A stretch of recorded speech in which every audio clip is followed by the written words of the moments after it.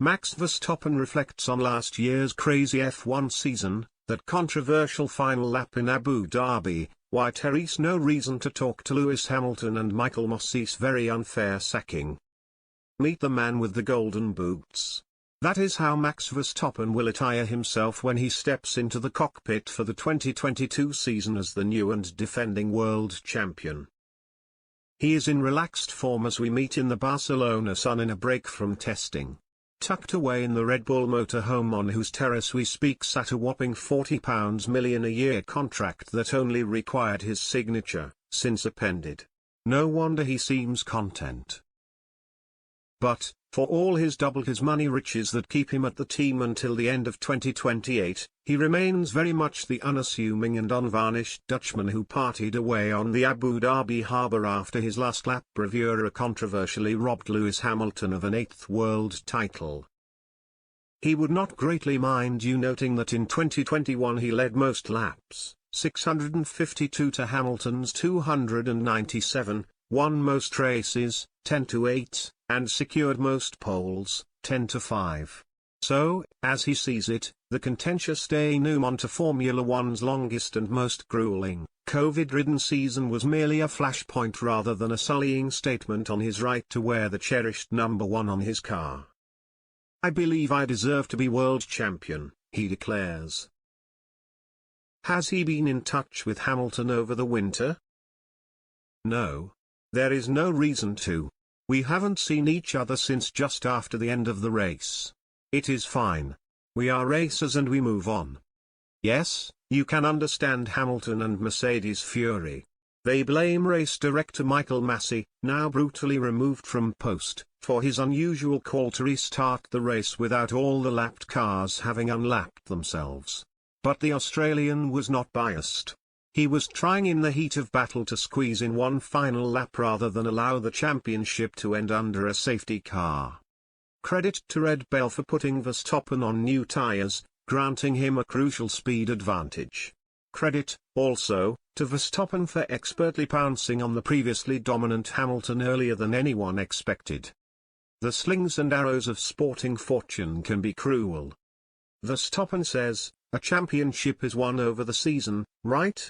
Not because of the last lap. Some people just look at that race because of the tension building up around it and think the outcome was wrong. But if you look at the year, the title would normally have been decided way earlier. It is just that I was taken out twice and had some bad luck with tire blowouts. It came down to the last race because of all that misfortune. And look at the stats. That usually gives you a picture of how the season went. Does he feel sorry for Lewis? I can understand with how Abu Dhabi played out that he was upset and not happy with it, but, as I say, you have to look at the championship in general. It was a crazy and epic season. I don't care if people try to take the shine off it. It doesn't matter. The losing side always will complain, but the winning side think about it differently. As for Massey, he still works for the governing body but not as their top official.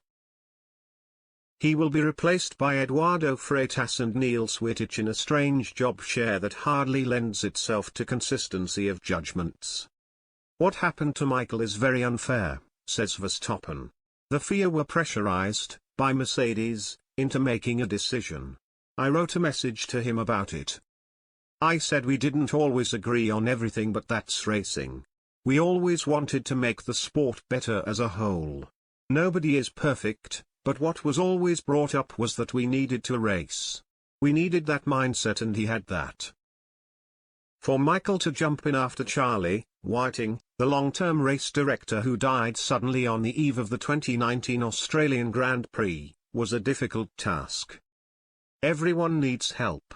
I have the whole team around me. Maybe Michael needed more people around him, but he never got the opportunity. They really put him in the ground. He appreciated my message. He got a few more. It was very fresh for him. I have had my moments with the stewards, but at the end of the day you have to have respect for each other. You don't always have to agree. The aim is to make the racing better, more exciting but also fair. Since the celebration bash, Verstappen enjoyed catching up quietly with his family and holidaying with girlfriend Kelly Piquet, daughter of three-time world champion l0sing. That evening on the boat was crazy, but I went away later to Brazil and Miami for 2.5 weeks, time not to think about Formula 1. But the problem was that I am involved in various group chats about simulator racing. I was trying not to think about F1 but the phone was going ping, ping, ping. An obsessive, he took part in Le Mans Virtual, just missed out on pole and was leading when he crashed, a rookie error, as he describes it. He adds, I don't mind enjoying food but you look at yourself in the mirror. I gained 3 or 4 kilos, less than usual actually over the winter. But you still see the difference in your body. I had love handles. When you have been one shape your whole life growing up, it is strange and you know it is time to start again, to get into training twice a day. Red Bull and Mercedes are expected to be right in the mix again this year despite the biggest change to the regulations in recent times, while Ferrari also looked strong on the not entirely indicative evidence of the first test in Barcelona. More testing follows in Bahrain ahead of the race there on March 20th, the first of 23 rounds if a replacement is found for the axed Russian Grand Prix. Does he feel liberated now he has bagged his first title at the age of 24? I will always want to win, he says, admitting the hectic week leading into the decider in the desert still makes him shudder. But the desperate must win is gone. It doesn't mean I am less motivated. I have the same level of motivation, maybe more, to do it again. It feels nice. It is a relaxation. There is less of a rush. I was already in my 7th season. I had never really had a shot at the title before. I had my first chance and, of course, I wanted desperately to do it. Winning a championship is one of those things that doesn't happen often. It may never happen again, who knows. Wearing the golden shoes, made for him by Puma to mark his title-winning feat, is a way of celebrating a special moment. You have to enjoy it. I remember when I was watching on TV when I was go-karting as a boy and there was a podium celebration and the national anthem was playing and my dad, former F1 driver Joss, said to me, "That's where we need to go," and I said I'd like that. Now I need some luck, the right car, to do it again. For now, I am happy.